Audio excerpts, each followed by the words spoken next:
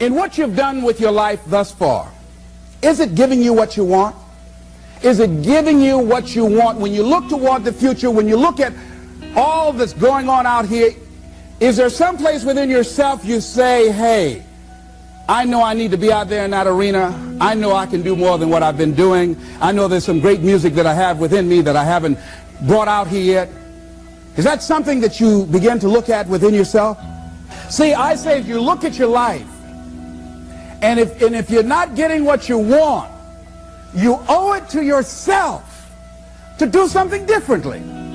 If you're on a job, 85% they say of Americans go to jobs that they're unhappy. If you're doing something 8 hours a day that you don't like, it's not giving you what you want, it's not giving you a strong feeling of satisfaction and fulfillment, you're miserable, you hate to go there, you're depressed just thinking about it, you sing the "Thank God It's Friday" song every week. If that's what it is, you owe it to yourself to start strategically working to change directions. See, but you know what most people will do? Most people will resist change. Most people will fight change as if change would be worse than what they're experiencing. See, they know this. They're familiar with this. Most people will not challenge the unknown. They won't just step out there. See, there's certain things that's got to be in place. They got to see it all together. And life isn't like that. That's not how you grow. So as you look at your life, you're saying, I'm not getting what I want. As you begin to look toward the future, begin to know that whatever it takes for you to create that, you've got that in you. You've got that. You've got genius in you. You've got goodness in you. You've got creativeness in you. If you decide to take the initiative to change the current quality of your life, I say to you that you will find that the universe is on your side, that life is on your side. Now, will it be turbulent? Yes. Will it be easy? No, no. Will you have some opposition? Yes. Will I make a lot of mistakes? Yes. Will I get hurt? Yes. Yes. See, a lot of people won't try anything different in life because they don't want to get hurt. Let me tell you something. It's too much pain to duck. Pain is everywhere. You can hide under here. It will come where you are. It's everywhere.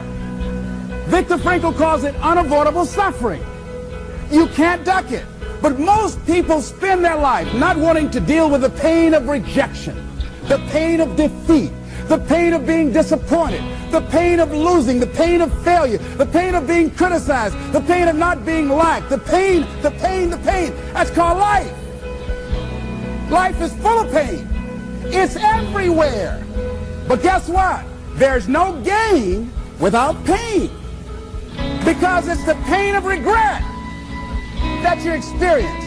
If I had it to do over again, that's a pain. Don't you know that's something? When you know, I was in a seminar once and this lady stood up. If I had my life to live over again, she talked about all of the things that she would do. And you can feel the pain of regret in her voice. The pain of regret. She still experienced pain. She was trying not to experience the pain of defeat, the pain of disappointment, the pain of loss, the pain of lack of support. And she still experienced pain. It was right there. We can't get around it. Most people are governed by their habits, their fears, and the opinions of others. A lot of people never try anything differently because they have been convinced by people in their lives that they value that they can't do it. They're living within the context of the opinions that other people have of them, the low expectations. Many people doubt themselves because when they thought about doing something at some critical point in their lives, somebody they respected and honored, somebody they believed in, somebody that they loved, someone they trusted said, you can't do that. And they accepted that. As you look at your life, ask yourself the question, What would your life be like? What would your life look like if you decided not to care what people thought of you? What would your life be like if you decided to give up some of your fears? What would your life be like if you decided to become courageous? What would your life be like? If you decided to act on your dream, if you did what you felt in your heart. You know what courageous means? Tom Rusk and Randy Reed said, they said that courage comes from a French word which means of the heart. But how does it feel to you? He says it's courage, you know, it takes courage to live. Says most people go through life not allowing themselves to step out because they don't want to let go. They don't want to be blown around. They don't want to be moved. The courage to face life's whirling wind of contradictions. The courage to love yourself. The courage to love. For years, I was afraid to love. The courage to take a chance. The courage to be who you are. He says courage isn't for somebody else, for medals, applause, or moral debts. Courage is what at that moment feels most right for you. Not just situational ethics, but what feels right in your heart, the word of the heart, what feels right in your heart. One great philosopher says, cowards die many times before their deaths. The valiant never taste of death but once. What does that mean? That valiant people aren't afraid? No, no, no. It means that they experience that fear and they move forward. They move forward anyhow. Many people are dead now. Many people are allowing their dreams to die.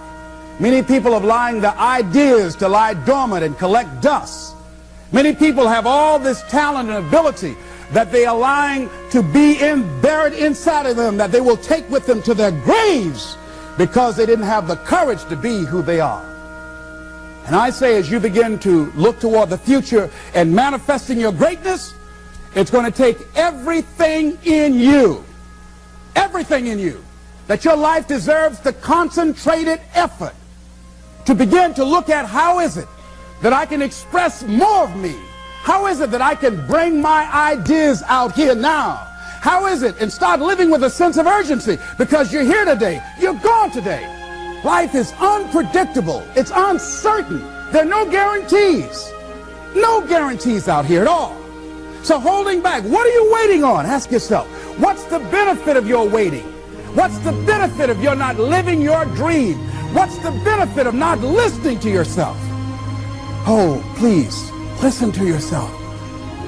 You know the feelings. If you start listening to the feelings in your heart, and I'm doing it now more every day, I find that my feelings, I can trust them. And I say to you that as you look toward the future, you look at life on a daily basis, if there's something that you have been given, if you've heard something within yourself that you know that what you're doing now doesn't fit for you, it doesn't work for you, it's not giving you what you want, and there's something else that you want to do, don't allow that inner doubt in you to talk you out of it, to build a case on why you can't have it, to tell you why you're not good enough.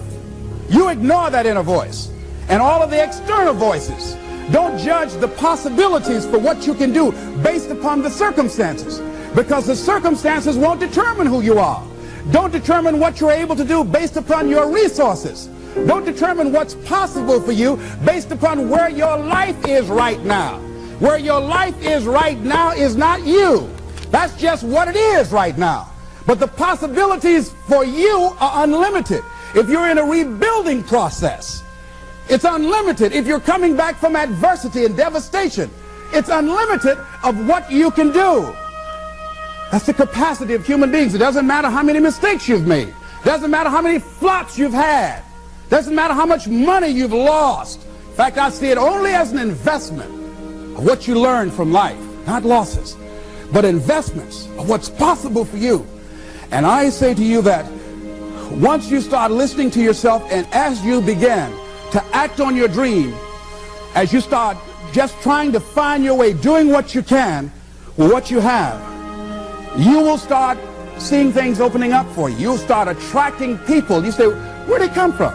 things will start coming together, clicking for you. You say, whoa, you start brainstorming. Ideas will come out of nowhere as you focus on it. The key to it is to begin to focus on what it is you want to do. Why, Les? Why is that important? Because as you focus on that which you want to do, that which we focus on, that which we give our energy to, it will begin to multiply. It will begin to expand. It will begin to develop your consciousness. And out of that comes your greatness. Out of that comes a commitment. Out of that comes a passion for life. Out of that comes a special power that you have in you that you haven't even called on yet.